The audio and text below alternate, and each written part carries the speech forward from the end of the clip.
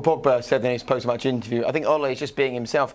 He isn't acting, and he can give joy to everyone and confidence to everyone. And the interview went on, he actually mentioned the word joy 3 or 4 times. Is it as simple as that he has just turned Manchester United's training ground at Carrington into a happy place to be? Well, I mean, the guys know him better than I do, but from the way he portrays himself on TV, he's just a happy kind of guy who everyone who sort of shakes hands with sort of feels that, and everyone who he works with sort of feels that. And it's almost kind of like the clouds that were there hanging over United when Mourinho was there have kind of shifted over. Why though? Well, just I think his attitude must breed happiness and the joy that he was talking about, positivity. His methods of working have been talking about letting the players express freedom on the pitch. Those players that start today that Ole Gunnar Solskjær came with are amazing players, are world-class players, a lot of them. They just were not performing. The manager was not getting those performances out of them. So what he's done is kind of take away all of the shackles. I know it's been said before, the shackles, but the sort of restrictions that they seem to have been playing within, and let them express themselves. And he's told Marcus Rashford to go out there and just play his game, and players like that are suddenly, it's no coincidence that players like that, players like Martial, Pogba, are suddenly realising their full potential and why they came in as £90 million players. He was there when you were there as a player. He was a coach, wasn't he? Yeah, he was there. Look, first of all, everybody loves Ole because he's the nicest guy on earth. Yeah. He's had a great success at the football club. He learned from the greatest manager probably in the history of the game, and Sir Alex. Those principles, that you need to be an entertainer at Manchester United. And that wasn't the case. I've never seen a group of players and a manager have a bigger gap between them than Mourinho and this group of United players. Everybody at some point was in the doghouse, whether it was Pogba or Sanchez or Shaw, Martial. Everybody was in there. All of a sudden, all these come in, and it might have looked easy, but he's put his arm around everyone, brought everyone together, said, we're Manchester United, we're a team, we're going to play attacking football. Even watching Matic play, the difference between Matic now and under Mourinho, and they were obviously very close, every time he touches the ball, he tries to play forward. And Sir Alex used to always say, when we win the ball, first pass has got to be forward. Matic does that every game now. They're going for the jugular every time they get it. Everybody's playing with freedom. He's got world-class players. Pogba looks like arguably one of the best midfield players in the whole world. It's a joy to watch, and the entertainers are back, and it's what it should have been a long time ago.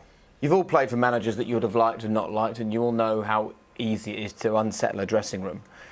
What's more helpful now? Leave it exactly as it is because it's working and they're getting results and he's sort of on his toes and he's working hard to get the job?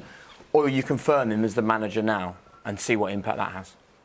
I just leave it at the moment. Yeah. I decide at the end of the season. I don't think there's any... he's done an incredible job. Let's hope he keeps on doing an incredible job. You can't see any benefit to giving him the job now? No, I don't see why you have to. He's the manager until the end of the season. I think everybody knows that. When he was brought in, they had a discussion and set out the parameters of the season. Can't he then plan, though, for the summer transfer window, who he wants to buy, who he doesn't want? It means they're starting again, doesn't it? Exactly. If they went to the end of the season. Yeah, I think Owen's right. It's not necessarily his job now to buy and sell all the players, wouldn't he? He knows that. I think he probably doesn't want to change it at this moment in time. I don't know what arrangement they've got and whether he has to go back to Mulder. I'm not entirely sure, but what he's doing at this moment in time is that if Manchester United can't get the player that can't get the manager that they really want, and we all think that they'd love to get Pochettino, but if they can't get Pochettino, he has now put himself right as the number 2, isn't he? Definitely has, yeah. Do you not put him above Pochettino now? Probably not. Probably not. No. Still. Yeah, because I think Manchester United, they finished second last year. They've underperformed dramatically. The fact that a new manager's come in, changed the way they play to attacking formation, it's still that same set of players. I don't think the planning for the future was dramatically changed. I think if they could get Pochettino, they'd take him tomorrow. Do you think they're massively lacking, though, in personnel at United? Because you said it's still the same set of players, but he's almost transformed what their performances equate to, the points. I think they've got a lot of players, haven't they? But I think that'll have to start sorting itself out. When you look at the list of players on the sheet, some will have to go, and they'll have to bring more quality in if they're gonna go again. But I think that'll be down to somebody else upstairs who start buying and selling the players. Does he feel like the sustainable answer to you? I mean, we saw Di Matteo, didn't we, as a sort of Chelsea legend, got the job there. Obviously won something. It didn't last. If he gets the job, you see this as a long-term Manchester United manager? There is no such thing as long-term in management. Not anymore. The point is, right now, he's the right fit. Pochettino's at Tottenham. He's building something there. He should stay there because they're building something. Ole Gunnar's done a magnificent job. Hopefully, he stays there. I hope that he's shown. The only thing you could say is tactically, did he have it in his locker? He went to Tottenham against Spurs and put on a brilliant tactical performance. Now this is a big week, obviously. PSG coming. If he gets through that and finishes top 4, I think it's his job. They just haven't announced it yet. Do you think so? Yeah, but Macca's right. Why would you announce it now? You know, there's no point. Yeah. Why would you change anything? Yeah. You don't need to. How could you not? 10 and 11. It's a no-brainer.